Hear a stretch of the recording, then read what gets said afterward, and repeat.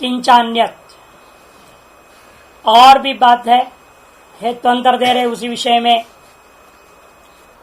यथोक्त कर्मणः संसार फलत्ते, नित्य कर्म संसार भी फल को ही दे सकता है, मोक्ष भी फल को नहीं दे सकता है। इसमें एक और युक्ति को प्रदर्शन करते हैं पुनः मनुस्मृति के आधार पर। ब्रह्मा विश्वसुजो धर्मो महान अव्यक्तमेव च उत्तमां सात्विकीं एतां गतिं माहुर्मनीषिणः।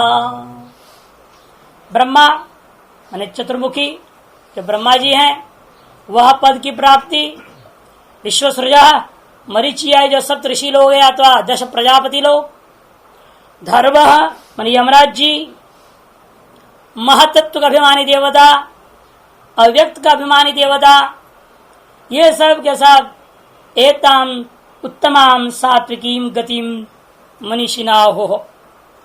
यह विद्वान लोग कहते हैं यह जो श्रेष्ठ सात्विकी गति है, उत्तम गति है, इनको देवता को उपासना करने वाले लोग प्राप्त करते हैं। इति च देव सार्ष्टिवत रेकिन भूताप्यम च दर्शयति। इतना ही नहीं, ये तो हो गया देव सार्ष्टि, देवता के साथ सार्ष्टिता को प्राप्त करना। इससे अतिरिक्त भूताप्यंच भूतलय का वर्णन भी आया है।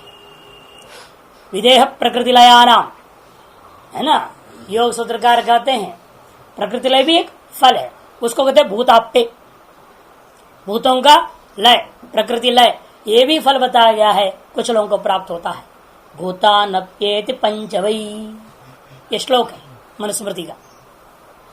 नीचे दे रहे हैं देखिए, एष सर्व समुद्दिष्ट त्रिप्रकार से कर्मणः त्रिविध कर्म संसार सार्वभौतिक। विद्यायुक्त हो तो भी सात्विकी में सत्वगुण प्रसूत ज्ञान समुचित कर्म फल भूताम इति यावत्। आनंद गिरी में स्पष्ट है। उत्तमाम सात्विकीम की व्याख्या कर रहे देखिए, सात्विक में सत्व गुण से प्रसूत है, ज्ञान समुचित कर्म फल है, ज्ञान में उपासना से समुचित जो कर्म का फल भूत है वह इतनी मैंने संसारांतर्गत ही है। एक और श्लोक दे रहे हैं, एष सर्व समुद्दिष्ट त्रिप्रकार से कर्मणः। 3 प्रकार के कर्मों का सम्यक प्रकार से सब कुछ जो जो बताना है बता दिया गया है।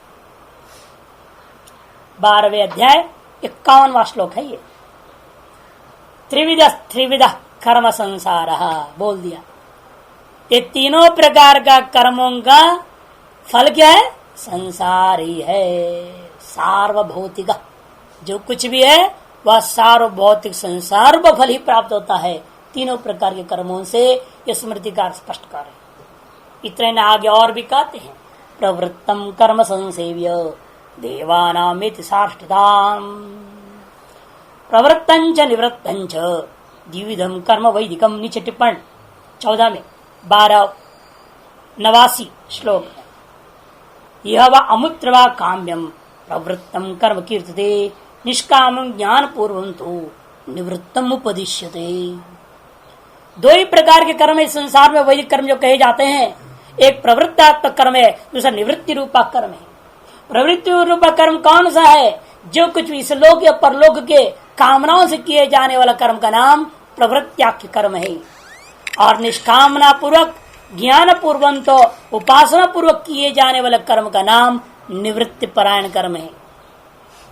उनमें से जो काम्य कर्मों को करने वाला प्रवृत्ति कर्म है, उसके बारे में आनंद गिरकार दे रहे श्लोक को, प्रवृत्तं कर्म संसेव्य देवानामेति सार्ष्टिताम। जो प्रवृत्ति कर्म है अर्थात कामना से विशिष्ट किए जाने कर्मों से देवताओं के साथ सादृश्यता को प्राप्त कर लेगा, अर्थात देव भाव की प्राप्ति होगी। कौन सी देव भाव? उसको मूल भाष्यकार ने दिया था, ब्रह्मा विश्वसुजो धर्मो इत्यादि। निवृत्तं सेवमानस्तु भूतानप्येति पंचवई। और उपासना विशिष्ट निष्काम कर्म करता हुआ यदि अंतःकरण शुद्धि ब्रह्म ज्ञान नहीं प्राप्त करता है तो वह प्रकृति लय को प्राप्त कर जाएगा, लाखों मनवंतर तक पड़ा रह जाएगा। इसे निष्काम कर्म करें, उपासना भी करें साथ में, किंतु परोक्ष ब्रह्म ज्ञान के लिए हमेशा प्रयासरत होनी चाहिए। यदि परोक्ष ब्रह्म ज्ञान के लिए प्रयासरत हुए बिना ही वो उपासना विशेष निष्काम कर्म करता हुआ निवृत्त परायण पुरुष यदि मर जाता है, मरणोत्तर काल में प्रकृति लय को प्राप्त कर जाता है, ब्रह्मलोक आदि को जाकर के मोक्ष को प्राप्त नहीं कर सकता। इसलिए प्रवृत्ति कर्म हो चाहे निवृत्ति कर्म हो, मिला क्या संसार, या तो भूतलय नहीं तो देव भाव को प्राप्त हुआ। अतः नित्य कर्मों को जैसे काम भाव से कीजिए तो निष्काम भाव से कीजिए, मिलेगा संसार ही। भूतानत्येति पाठम, भाष्यकार कहते हैं, लेकिन कुछ लोग पाठ बिगाड़ करके बोलते हैं भूतानत्येति, ऐसे पाठ कर देते हैं। लेकिन पाठ ठीक नहीं, भूतों का अधिकरण कर गया का मतलब क्या, मोक्ष प्राप्त कर गया, ऐसा व्याख्यान करना ठीक नहीं है। तेषाम वेद विषय परिच्छिन्न बुद्धित्वात् अदोषः, क्योंकि उन लोगों को वेद के विषय में ना सम्यक बुद्धि नहीं है, सम्यक ज्ञान नहीं, और वेद को समझे नहीं, पौर्वापर ठीक से समझे ही नहीं। अरे कर्म से मोक्ष को प्रश्न ही नहीं, ये सब कर्म फल की जहाँ चर्चा रहा है, मोक्ष को कहां से लाओगे? सर्वान अत्येति कैसे पाठ करोगे? सर्वान अप्येति ऐसे ही होना ठीक है, भूतान्य अप्येति, भूतान अत्येति नहीं अप्येति होना चाहिए। उसमें नीचे स्पष्ट कर रहे, देखिए वेद विषय परिच्छिन्न बुद्धित्वात् अदोषः, कि परिच्छिन्न बुद्धि है, इसे 1 नंबर टिप्पण है, परिच्छिन्न पर 1 नंबर दो, वहां 1 नंबर नहीं है भाष्य में, शायद परिच्छिन्न के ऊपर है 1 नंबर, हाँ लिखो लिखो उधर 1 नंबर प्रिंट करो, ताकि जो नीचे 1 नंबर है ना, नान्य पंथा विधेयनायित्य श्रुति परिज्ञानम सूचयति परिच्छिन्न, श्रुति अपरिज्ञान, नान्य पंथ विधेय अयनाय इत्यादि श्रुति का अज्ञान वशात लोग कहते हैं भूतान इत्यादि कर्म से भी मोक्ष की कथन कर देते हैं। निखिल वेदार्थम अवगंतुम अपर्याप्त धित्तादित्यर्थ, निखिल वेदा संपूर्ण वेद के तात्पर्य को अवगमन करने की बुद्धि में सामर्थ्य जिसका नहीं है, वो कहता है कर्म से मोक्ष होता है। किंचन कर्मणा भूतात्य तद अविरोधित्वात् अतो ज्ञानादेव तत् सिद्धे है। इसे किंचा न अलग कर दो, किंचा न कर्मणा भूतात्य, कर्मणा भूतात्य न, वो किंचन कर दिया, वो गड़बड़ है, किंच अलग हो न अलग। टिप्पणी में बोल रहा हूं मैं, टिप्पणी में बोल रहा हूं दूसरी पंक्ति, किंच न कर्मणा भूतात्य, क्यों? तद अविरोधित्वा, कि भूतों का विरोधी है नहीं कर्म, विरोधी हो ना उसका अलग कर देगा। कोई भी हो, अग्नि का विरोधी जल है, इसलिए विरोधी का जल के आगमन पर अग्नि का नाश हो जाता है। इसलिए भूतों का विरोध यदि कर्म होता तो कर्म करते ही बराबर भूत का लय हो जाना चाहिए, लेकिन भूतों का कर्म के साथ कोई विरोध नहीं है, इसलिए कर्मों से भूत लय की प्राप्ति का कथन नहीं कर सकते। अतो ज्ञानादेव तत् सिद्ध है, इसे ज्ञान से ही भूतों का अत्य हो सकता है, अर्थात मोक्ष हो सकता है। समुच्चय अयोगाद उक्त पाठ एवं युक्ति थी, इसलिए समुच्चय करना उचित नहीं, ज्ञान और कर्म का समुच्चय मोक्ष करना भी उचित नहीं था। अतएव उक्त पाठ माने अप्येति, वही पाठ ठीक है, अत्येति पाठ ठीक नहीं है। न च अर्थवादत्व अध्याय, अरे वो मनुस्मृति का 12वां अध्याय पूरा अर्थवाद ले लो, ज्ञान से मोक्ष की बात करता हूं, ठीक नहीं, गलत है वो। इसीलिए ज्ञान से मोक्ष कथन करने वाला जो कोई भी अध्याय हो, जो कोई भी श्लोक हो, वो सबको अर्थवाद मानना चाहिए, ऐसा पूर्व पक्ष कहता है। अर्थवादत्व अध्यायस्य चेत न है ना, शुरू में न च अर्थवादत्व अध्यायस्य, अध्याय से तात्पर्य मनुस्मृति के 12वां अध्याय, उस अध्याय को आप अर्थवाद पर लेकर के श्रुति का विरुद्ध व्याख्यान न करें, क्योंकि वह मनुस्मृति का 12वां अध्याय श्रुति के अनुकूल है, और यदि उसका अर्थवाद कह दोगे तो श्रुति विरुद्ध हो जाए, इसलिए उसका अर्थवाद नहीं मान सकते। क्यों अर्थवाद नहीं मानोगे? ब्रह्मांत कर विभागार्थ से व्यतिरिक्त आत्मज्ञानार्थ से कर्मकांडोपनिषद्भ्याम तुल्यार्थ दर्शनार्थ की श्रुति के साथ समानता है।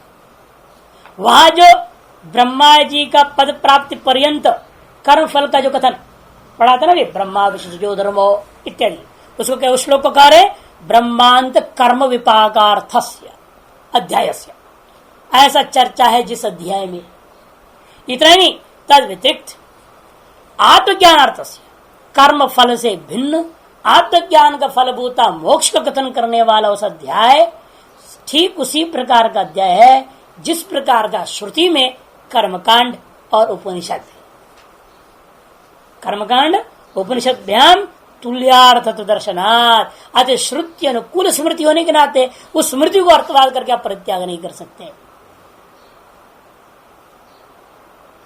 किंच इतना ही नहीं, वहां पर आप और भी देखते हैं विहित अकर्ण प्रसिद्ध करणांच, उसी अध्याय में देखा नीचे दिया श्लोकों को, अकुर्वन् विहितं कर्म निंदितंच समाचरन् असज्जंश्चेन्द्रियार्थेषु नरः पदं मृच्छति शरीरजैः कर्मदोषैर् याति स्थावरदान् नरः वाचिकै पक्षमृगतां मानसैरन्त्यजातितां श्वसूक्तरखरोष्टानां गोजा विमृगपक्षिणां चण्डालपुल्कसानाञ्च ब्रह्मा योनिमृच्छति। अकुर्वन् विहितं कर्म, विहित कर्म को जो न करता हुआ जी रहा है वह निश्चित रूप से निंदितंच समाचरण, और निंदित कर्मों का आचरण करता हुआ जो रहता है, तसज्जंश्च इंद्रियार्थेश, केवल इंद्रियार्थ विषयों में उपभोग करते हुए रमण करने वाला जो व्यक्ति है वह नरः पथनम मृच्छति, वह अपना मनुष्योनि से अगला जन्म में नीचे की ओर जरूर जाएगा। ये सब 11वें अध्याय है जहां 12वें अध्याय की भूमिका बांधी गई है। शरीर जय कर्म दोषीर याति स्थावरदाम नरः, इसमें 3 प्रकार का काया वाचा मनसा कर्म होता है।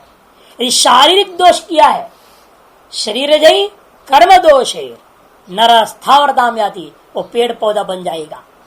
वाचिकई, यदि वाणी को लेकर के उसने विभिन्न प्रकार के दोष किया है तो निश्चित रूप में वह क्या हो जाएगा, कौवादि बन जाएगा। पक्षी मृगदाम याति, और मानस पाप किया है तो अंत्यज हो जाता है, शूद्र बन जाता है।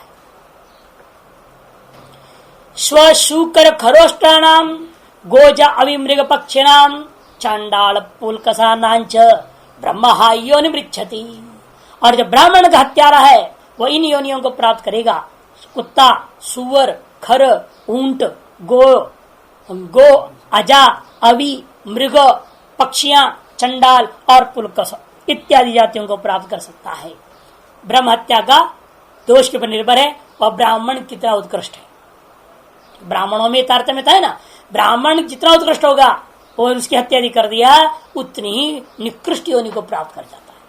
और जितना निकृष्ट ब्राह्मण की हत्या किया तो इनमें गिने में जितने उत्कृष्ट योनियों में वो जन्म ले लेता है। इन योनियों में तो उत्कृष्ट निकृष्ट है ना, चांडाल पुलकस वगैरह गिनाया है।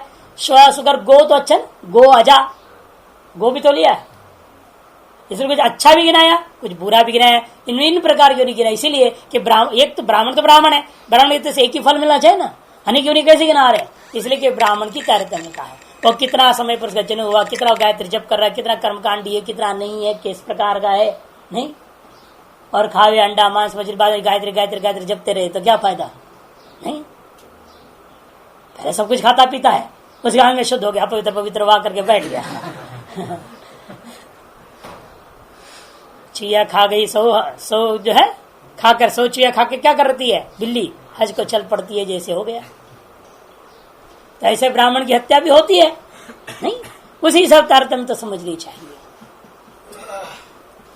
इत्यादि वाक्य प्रतिपादित फलानाम प्रत्यक्षेणापि दर्शनाद यथा तत्र नाभूतार्थवादम, तथा जिस प्रकार से 11वें अध्याय को अभूतार्थवाद मानते हो उसी प्रकार से इसको भी अभूतार्थवाद माननी चाहिए, यथार्थवाद ही माननी चाहिए। इसी को बोलते हुए भाष्यकार कहते हैं भीत अकर्ण प्रतिषिद्ध कर्मणांच स्थावर श्व सूकरादि फल दर्शनात् वांताशी प्रेत दर्शनाच्छा, नहीं, वांताशी से लेकर प्रेत पर्यंत का भी योनि की प्राप्ति का वर्णन किया है। वांताशी में वही कुत्ता, उसका श्लोक नीचे दिया 12वें अध्याय में आया है, वो 71-72 में मनु वांताश उल्का मुख प्रेतो विप्र धर्मास्वकाच्युत अमेध्य गुण पाशी क्षत्रिय कटपूतन मैत्राक्ष ज्योतिक प्रेतो वैश्यो भवति पूय भुक चैलाशकश्च भवति शूद्रो धर्मा स्वकाच्युत। चार वर्णों के लिए किया। जो विप्र ब्राह्मण है अपने स्वधर्म को त्यागता है वो वाहनताशी हो जाता है। उल्कामुखा, उल्कामुख अग्निमुखी कोई पक्षी विशेष है जिसका मुख से अग्नि के समान जो है गर्म श्वास सदा निकलते रहता है, उल्कामुख। और प्रेत योनि, इन तीन को प्राप्त होता है विप्र जो स्वका धर्माच्युतश्चेत। और क्षत्रिय यदि स्वधर्म को त्याग देता है, कैसा क्षत्रिय है स्वधर्म को त्यागने वाला? अमेध्य कुणपाशी च, अमेध्य को खाने वाला, मेध्य मन यज्ञ पदार्थ, उससे भिन्न अन्नों को खाने वाला, और कुणपाशी सड़ा गला मांस आदि को खाने वाला, ऐसा जो क्षत्रिय है वह कटपूतन नामक जाति विशेष को योनि को प्राप्त करता है।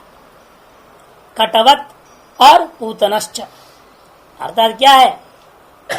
वह ऐसा योनि है जो कि लकड़ी, सूखी लकड़ियों से होने वाला योनि विशेष है। पेड़ को बना, पेड़ बन के सूख गया, जल टूट गया, काट दिया गया, और खिलौना बनाकर सब उसको प्यार करते रहेंगे। खिलौने को चूमते कि नहीं लोग? हाँ, वही खिलौना ब्राह्मण बन जाता है जिसको दुनिया चूमती रहती है। अमेत क्षत्रिय, क्षत्रिय की बात है। मैत्राक्ष ज्योति का प्रेतो वैश्यो भवति पूय भुक। जो वैश्य है पूय भुक, पूय भुक कहते हैं कि जो है मवाद आदि पीप को खाने वाला बन जाएगा। वो ऐसे कीटाणु बनेगा जिसे पीप को खाता है। पीप बने जो घाव वगैरह हो जाता है, पस बन जाता है, पस को खाने वाले कीड़े बन जाएंगे। वह वैश्य लोग, जो लोग मैत्र अक्ष ज्योति कहा, मित्र के साथ जो है अक्षादि खेलते हुए धोखाधड़ी करने वाले बनिए, वे बनिया लोग प्रेत योनि को प्राप्त करता हुआ अंत में पूय भुक हो जाते हैं। चैलाश कश्च भवति शूद्रो धर्मा स्वकाच्युत। स्वधर्म से जो हटा हुआ जो शूद्र है चैलाश कश्च भवति। चैलाश कहा मैंने कपड़े को खाने वाला। कपड़े को कौन खाता है? कपड़े को खाने वाले कीड़े बन जाते। अनेक प्रकार के कीड़े होते हैं, दीमक वगैरह होते हैं, कपड़े में लगे तो सारा कपड़ा स्वाहा हो जाता है। ऐसे दीमक आदि योनियों को वो प्राप्त करेगा। इस प्रकार के जो है वो भाष्यकार कार्य ये भी सब कथन कर रहे हैं। इसलिए कर्म का फल ये सब स्पष्ट है। वांताश्यादि प्रेत दर्शनाच, इसीलिए इनको अर्थवाद नहीं मान सकते। न जो श्रुति स्मृति विहित प्रसिद्ध व्यतिरेकेण विहितानि वा प्रसिद्धानि वा कर्माणि किंचित अवगंतुं शक्यन्ते। कोई कह सकता है अरे मनुस्मृति जो बोल रही है वो जो है श्रुति और स्मृति से अविहित कर्मों की बात है। श्रुति स्मृति से अविहित या श्रुति स्मृति से अप्रतिष्ठित कर्मों का अनुष्ठान कर रहा है तो श्रुति का मामला नहीं है। यहाँ पर श्रुति स्मृत्युक्त कर्म फल का कथन नहीं है। आप श्रुति स्मृति से भिन्न मनमाने करते हो कर्मकांड, उसका फल है। तो कहते हैं ऐसा संसार में हो ही नहीं सकता जो कर्म ऐसा हो जो श्रुति और स्मृति में कथित ना हो। ऐसा कर्म होता ही नहीं। जो कुछ भी आप सोने से लेकर मरने तक रोज रोज कर रहे हो और अंत तक जाता है वो सारा कर्म श्रुति से उगती है। खाने के लिए श्रुति ने विधान किया है, हर चीज श्रुति ने विधान किया। ऐसे खाओ, ऐसे मत खाओ, ऐसा लघु शंका करो, ऐसा मत करो, ये भी बोल रहा है। यही मंत्र बोलना, इसी दिशा में खड़ा होना या बैठना नहीं, खड़े होने के लिए भी दया कर दिया। खरवत बोलती है ना, खरवत भी बोला है पेशाब करने। खरव क्या होता है? खड़े तो करता है, बैठ के तो करता नहीं कभी। खरवत करने वालों के लिए भी नियम है और जब बैठ के करने वालों के लिए भी नियम है। कौन सी दिशा, क्या मंत्र, सब आया हुआ है। कौन सा ऐसा क्रिया छोड़ दिया बताइए? स्त्री भोग करना है उससे भी होता है, गर्भाधान संस्कार विधि विधान सब बता दिया। काम सूत्र बड़ा ग्रंथि बना दिया, असली आनंद लेना हो तो उस ढंग से करो, ऐसा बोला। लक्षण वर्णन किया उसमें, कैसे कैसे जो है आनंद प्राप्त किया सकता है। तो हर चीज के शास्त्र बन गया है। कौन सा ऐसा श्रुति है नहीं है, स्मृति नहीं है, बताइए किस विषय के लिए स्मृति नहीं है? चोरी करना भाई उसके लिए भी बना दिया विद्या, 64 विद्या में से वो भी एक विद्या है। ऐसा कोई चीज नहीं है जिसके लिए शास्त्र बना नहीं, हर चीज के लिए बना है। एक भूसा चोरी का दंड का पता नहीं, लेकिन विद्या तो भी है। लेकिन हम लोगों के इसमें ना हो, लेकिन यमराज को तो मालूम होगा ना उसका भी क्या दंड देना है। लेकिन कहने का तात्पर्य हर कर्म का विधि विधान है। जो कुछ भी आपके शरीर से, वाणी से, मन से हो रहा है, इन सब का विधि विधान है। और उस विधि विधान के अनुरूप न करने के लिए सब वर्णन आया मनुस्मृति में, न कि यहाँ पर नहीं कि अपना ऐच्छिक कोई चीज होगी, नहीं। इसलिए भाष्कर कहते हैं श्रुति स्मृति से विहित अथवा प्रचित से भिन्न विहिता व प्रसिद्धि व कर्माणि किंचित अवगंतुम न शक्यन्ते। किसी भी पुरुष के द्वारा श्रुति स्मृति से विहित प्रसिद्ध से भिन्न कोई विहित या प्रसिद्ध कर्मों की कल्पना नहीं किया जा सकता, जिनके न करने पर ऐसा अकरणाद अनुष्ठानाच्च प्रेत स्व शुक्र स्थावर आदिनी कर्मफलानि प्रत्यक्ष अनुमानाभ्यम उपलभ्यन्ते। जिनके न करने के या करने पर ये प्रेत, स्व, कुत्ता, सुअर, स्थावर आदि कर्म फलों की प्रत्यक्ष अनुमान की प्राप्ति का कथन आप कर सकें, ऐसा कोई कर्म ही नहीं है। पूर्वान्वय ये शाम है ना, इसलिए तेषाम केना विकल्पयितुम अशक्यन्ते न चेषाम अकर्म फलत्तम केनचित् विगम्यते। और ये भी नहीं कहना ये जो स्व शुक्र आदि है वो किसी कर्म का ही फल नहीं है, अपने आप मिल जाता है, बिना कोई कर्म का ही मिलने वाला ऐसा फल है, ऐसा भी नहीं कह सकते। ये शामने प्रेत स्व शुक्र स्थावर आदि नाम अकर्म फलत्वमिति केनचिदपि न अभिगम्यते, किसी के द्वारा भी स्वीकार नहीं किया जा सकता। नहीं तो वही सच से हो ना, कृत विप्रनाश अकृत अभ्यागम दोष आ जाएगा कि आपने कोई कर्म किया ही नहीं, बिना कर्म किए ही कुत्ते बन गए, क्या मतलब? यदि कुत्ता और भी योनि मिलना बिना कर्म के ही मिलने वाला फल है, हाँ? तो किया वो कर्म क्या किया, फल नहीं दिया, और जो कर्म है ही नहीं उसका फल आपको मिल गया, तो कृत विप्रनाश अकृत अभ्यागम रूपी दोष आ जाएगा। इसीलिए कोई भी फल हो, किसी भी प्रकार का, नीचाति नीच योनि हो, उत्कृष्टाति उत्कृष्ट योनि क्यों न हो, सभी के सभी चीज जो है स्तंभ कीट ब्रह्मा पर्यंत सकल योनियों का जो जन्म है वह किसी न किसी कर्म का ही फल होता है। अतएव कर्म संसार में फल को ही देता है, मोक्ष को नहीं दे सकते, सिद्ध किया। तस्मात् विहित कर्ण प्रसिद्ध सेविनाम यथा ये कर्म विपाका प्रेत स्थावरादयः तथा उत्कृष्टेष्वपि ब्रह्मांतेषु कर्म विपाकत्वं वेदितव्यं भवति। इसलिए तस्मात् आप निष्कर्ष दे रहे हैं, विहित अकर्ण और प्रतिष्ठित की सेवा से यथा ये कर्म विपाका, जिस प्रकार से निकृष्ट योनियों का वर्णन हुआ, प्रेत तिर्यक स्थावर आदि, तथा ठीक उसी प्रकार से ब्रह्मा विष्णु समिति जो 12वें अध्याय में कही गई है, वह उत्कृष्टेषु ब्रह्मांतेषु योनिषु, उत्कृष्ट जो ब्रह्मा पद की पर्यंत का सकल योनियों का जो प्राप्त हो रहा है फल, वह भी कर्म का ही फल है, ऐसा जानना चाहिए। तस्मात् सतर्वपामुदखिदक स्वरोध इत्यादि वद न अभूतार्थवाद तम, इसलिए अन्यत्र जैसे अभूतार्थवाद था यथार्थ है, ऐसे स्तुति मात्र कह दिया, प्रशंसा के लिए निंदा के लिए कह दिया जाता है, वैसा ही अर्थवाद नहीं है।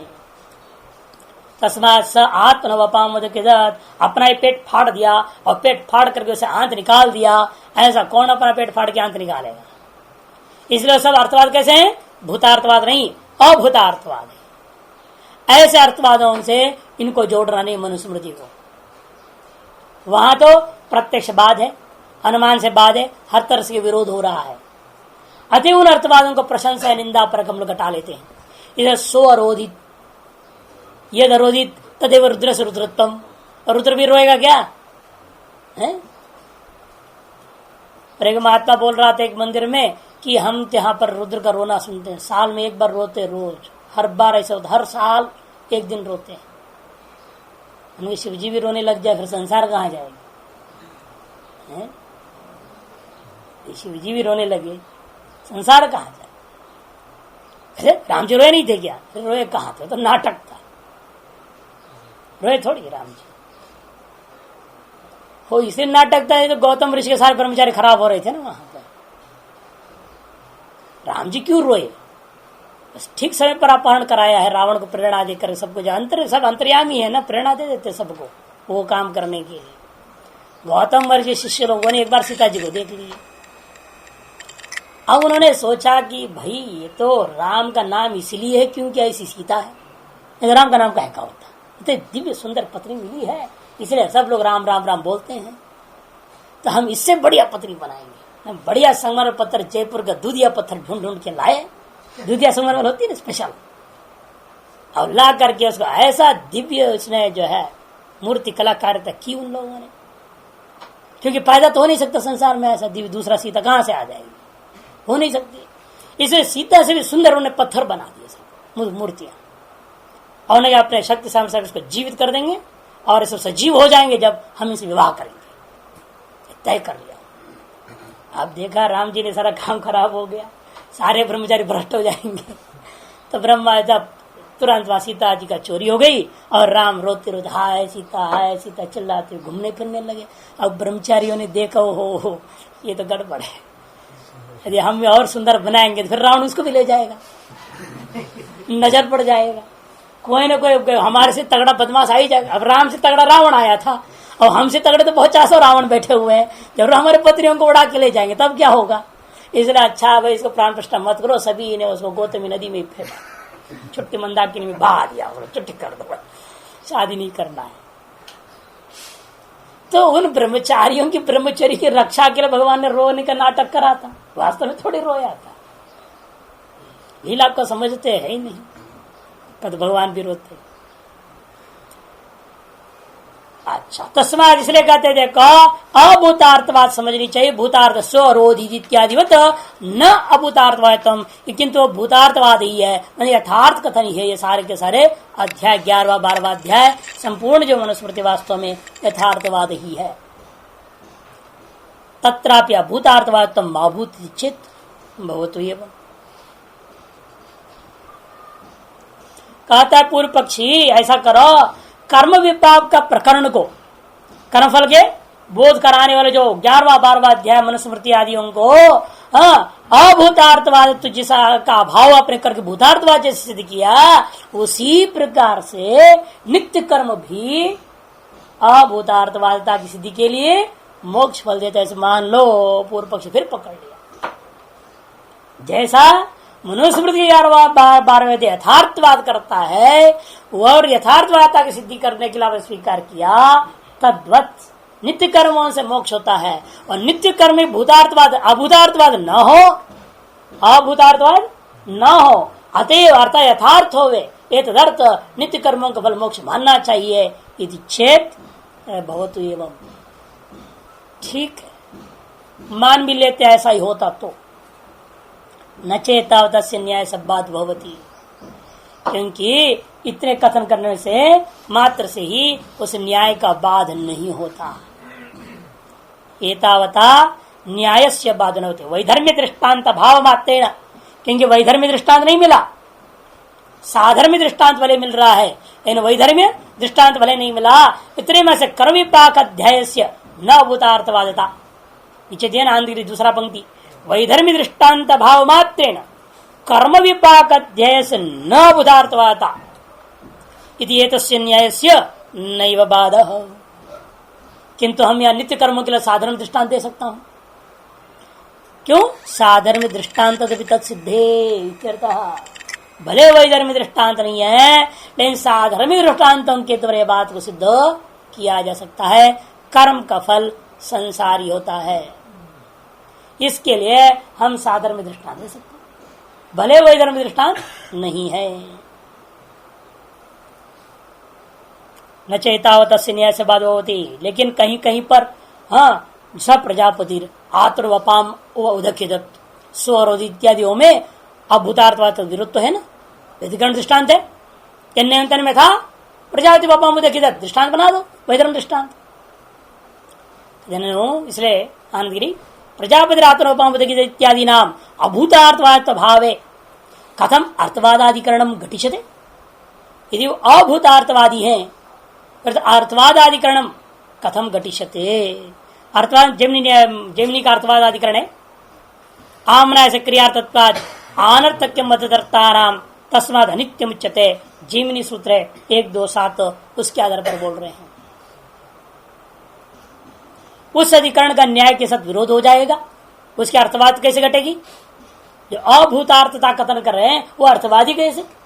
जो झूठ बकवास करे वो अर्थवाद है? जो असंभव का कथन करने वाले वाक्यों का अर्थवाद कैसे कर देंगे आप? अर्थवाद वो चीज है जो विधेयक स्थिति या निंदा के लिए योग्य हो, अर्थात कोई वाक्यार्थ हो उसमें, और उसमें तो कोई वाक्यार्थ नहीं, अपने पेट फाड़ दिया, आंतों को उखाड़ दिया, ये कोई बात है? तो इसीलिए इसमें अर्थवाद तो ही नहीं रह जाएगा, ऐसा पूर्व पक्ष यदि शंका करें, कहते नहीं, एतावत् अस्य न्यायस्य न बाधवती। भाष्यकार इसलिए कहा इतने मात्र से इस न्याय का बाध नहीं होता। क्यों नहीं होता? न चास्मत पक्षवा दुष्यति, इतना ही नहीं, क्योंकि हमारा मुख्य वेदांत पक्ष का दोष भी नहीं होता है। क्यों नहीं मान रहे हो? तो सिद्धांत कहता है न च ब्रह्मा विसर्ज इत्यादि नाम काम कर फलत्वम शक्य वक्तुम, क्योंकि ब्रह्मा विश्व सृष्टि इत्यादि जो पद प्राप्ति है वह कामिक कर्मों का फल नहीं हो सकता, वो तो कामिक कर्मों का फल है, ऐसा कथन कोई नहीं कर सकता। न शक्यम वक्त तेषाम देव साक्षिताया फल सुक्तत्वात्, क्योंकि पहले बता चुके हैं हम कामिक कर्मों का फल क्या है? देवताओं के सादृश्यता प्राप्त करना, देव भाव को प्राप्त करना। कामिक कर्मों का फल देव भाव की प्राप्ति है, न कि ब्रह्मादि पद प्राप्ति की बात तो नहीं हो सकती। तस्मात् साविसंधि नाम नित्यानां कर्मणाम, इसलिए मान के चलो सकाम नित्य कर्मों का फल और सर्वमेध अश्वमेध इत्यादि महान यज्ञों का फल ब्रह्मत्वादि इंद्रादि पद प्राप्ति का फल माननी चाहिए। ब्रह्मत्वादिनी फलानी, अतः ब्रह्मा पर्यंत का फल क्या है? कर्म का ही फल सिद्ध हुआ। कौन से कर्म का फल? सकाम नित्य कर्मों का, अतः सर्वमेध अश्वमेध गोमेध इत्यादि विशिष्ट यज्ञों का फल है ब्रह्मा से लेकर के विशिष्ट पदों की प्राप्ति।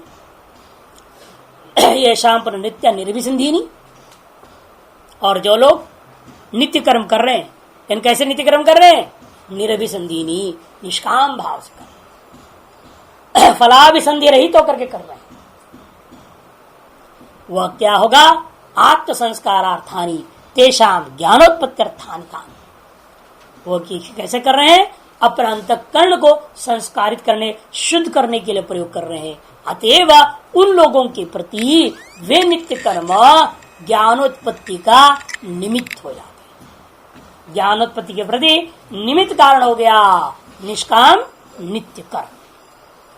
तेषां नित्यानि रविसंधीनि आत्मसंस्कारार्थानि कृतानि कर्माणि तेषां प्रति एव ज्ञानोत्पत्त्यर्थानि तानि भवन्ति, ये कह दिया। तेषां माने समुचित नित्य कर्म फलत्व भावात्, या समुचित नित्य कर्म फल बात भी नहीं कर रहे हैं यहाँ, केवल निष्काम नित्य कर्म, केवल निष्काम नित्य कर्मों के केवल कथन हो रहा है यहाँ पर। उपासना विशिष्ट नित्य कर्म की बात नहीं है। नीचे दिया इसीलिए नित्यानि कर्माणि से श्रौतानि स्मार्तानि, कौन से? अग्निहोत्र संध्योपासन प्रवृत्तिनी निर्विसंधीनी फलाभिलाष विकलानि परमेश्वरार्पण बुद्धि क्रियमाणानि। आत्म शब्द मनोविषय, मन का संस्कारार्थ है। कर्मणाम चित्त शुद्धि द्वारा ज्ञानोत्पत्ति प्रमाण माहा, जो कर्म है वो चित्त शुद्धि के द्वारा ही ज्ञानोत्पत्ति के प्रति निमित्त कारण होते हैं, सीधे ज्ञानोत्पत्ति का कारण भी नहीं होता। कर्म जो है चित्त शुद्धि के द्वारा ज्ञानोत्पत्ति के प्रति कारण होता है, साक्षात ज्ञानोत्पत्ति का कारण भी नहीं है। ऐसे क्या प्रमाण है? ब्राह्मीयम क्रियते तनु विधि स्मरणा, ब्राह्मीयम क्रियते तनु, ये स्मृति है, मनुस्मृति का ये भी, क्योंकि वह कर्म उसके शरीर को ब्राह्मीयम ब्रह्म ज्ञान की योग्य बना देता है। तेषाम आराधोपकारकत्वात् मोक्ष साधना कर्माणि भवन्ति इति न विरुध्यन्ते, आ गया ना। जिसलिए वे आराधोपकारक है।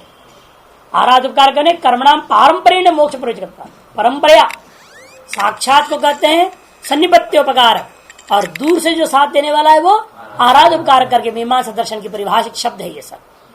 मीमांसा दर्शन में आराधोपकार कहते हैं परंपरा जो मदद करता है, और सन्निपत्योपकार कहते हैं जो साक्षात मदद करने वाला होता है, ये नाम है। उसी शब्दावली को प्रयोग कर दिया क्योंकि कर्म का मामला था, कर्म कर शास्त्रार्थ चल रहा है, मीमांसक के साथ ही शास्त्रार्थ चल रहा है, वही नित्य कर्मों से मोक्ष मानता है। काम कर्म करना छोड़ दो, नैमित्य कर्म नित्य और नैमित्य को बिना फलाभिकांक्षा से करोगे तो कुशल पादन न्यायात मोक्ष प्राप्ति होती है इत्यादि उनका सिद्धांत है। तो उसी को निषेध करना, तो ज्ञान का समुचित कर्म भी लेते हैं, उपासना युक्त कर्म इत्यादियों को माना, कुमार भट्ट ने तो अद्वैत वेदांत ज्ञान विशिष्ट कर्म ही मोक्ष को देता है, केवल अद्वैत ज्ञान भी मोक्ष नहीं दे सकता, इत्यादि भट्ट का भी सिद्धांत है। वो सबको एक तरह से यहाँ पर समुच्चयवादियों को खंडन करते हुए कह दिया संक्षेप में। तेषाम आराध उपकार करता, कोई भी कर्म हो, चाहे समुचित हो असमुचित हो, किससे भी समुचित हो, तो भी वे आराध उपकार की हुआ करते हैं। वह निमित्त कारण होता है, परंपरा निमित्त कारण हुआ करता है। अतएव मोक्ष साधना कर्माणि भवन्ति इति न विरुध्यन्ते। मोक्ष का साधन कर्म है, ऐसे यदि कोई इस गौण दृष्टि कथन करता है परंपरा कारण होने से उसको कारण कह रहा हो, तो हमारा साथ कोई विरोध नहीं है। यथाच ये मरता, जैसे ये बात है, यह तत्व है, इसको हम आगे जाकर के षष्ठे मने उपनिषदनुसार चौथे अध्याय में जनक आख्याय का समाप्त, जनक की आख्याय के समाप्ति में वक्ष्यामः 4:4-22 में करें तम वेदानुवचन इत्यादि मंत्र का व्याख्यान के अवसर में वहां देख सकते हैं आप। यह तो विशदत्यादिवदित्युक्तम, और जो बारंबार उसका बात थी विशदत्यादि के समान, उसकी भी जवाब दे रहे इत्युक्तम तथा प्रत्यक्ष अनुमान विषयत्वात् विरोधः। वहां तो लोक में तो कोई विरोध नहीं है, दही है चीनी डाल दिया, बुखार को बढ़ा नहीं रहा है, ये बात प्रत्यक्ष अविरुद्ध होने के नाते वह हमारे लिए स्वीकार है। लेकिन जिन मामलों में श्रुति के एकमात्र श्रुति गम्य है, मोक्ष ज्ञान से मिलता है, यह बात वो भी औपनिषद ब्रह्म ज्ञान से ही होता है, यह बात श्रुति से ही गम्य है, अन्य किसी भी प्रमाण का विषय ही नहीं है। वहां पर ऐसे दृष्टांतों को देकर के श्रुति विरुद्ध कथन नहीं कर सकते। इसे दृष्टांत तुम्हारा सही है, लेकिन दार्ष्टान्त वो उपयुक्त नहीं हो सकता, क्योंकि दार्ष्टान्त प्रत्यक्ष अनुमान आदि से गम्य नहीं है, और दृष्टांत उस बात को बता रहा है जो प्रत्यक्ष अनुमान आदि से गम्य बात है। इसे कहते हैं प्रत्यक्ष अनुमान विषयत्वात् अविरोध स्यात्। प्रत्यक्ष अनुमान आदि के साथ विषय होने के कारण, उनके विषय होने से जो विषय इत्यादि का कथन किया था उसमें कोई विरोध हम नहीं मानते। इस दृष्टांत में प्रत्यक्ष अनुमान से अविरोध होने से उसको हम सत्य रूप में स्वीकार कर लेंगे। नियस्तु, लेकिन उसको लेकर के, उस दृष्टांत को लेकर उपासना से युक्त कर्म मोक्ष देगा। जैसे चीनी से युक्त दही जो बुखार को उतार दिया, वैसे उपासना से युक्त जो कर्म में मोक्ष देगा, ऐसे तुम घटाना चाहोगे तो नहीं हो सकता। क्यों?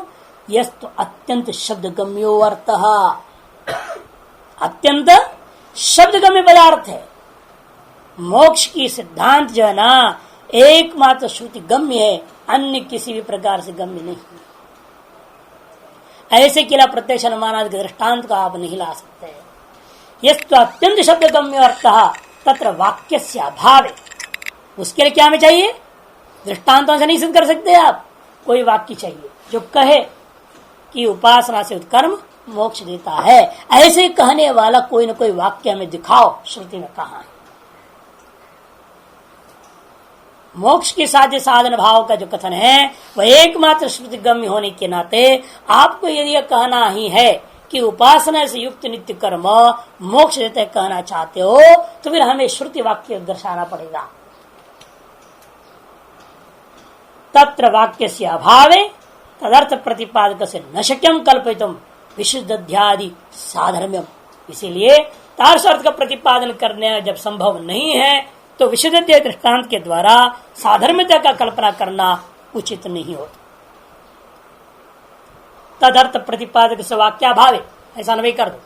तादृश अर्थ का माने उपासना नित्य कर्मों से मोक्ष होता है, एतादृश पदार्थ का प्रतिपादन करने वाला जो वाक्य का अभाव है, उस स्थिति में विशद इत्यादि का साधर्म्यता को लेकर के कल्पना करना न शक्यम कल्पयितुम। ऐसा एतादृश दृष्टांत को स्वीकार करना संभव नहीं है। ओम पूर्णमद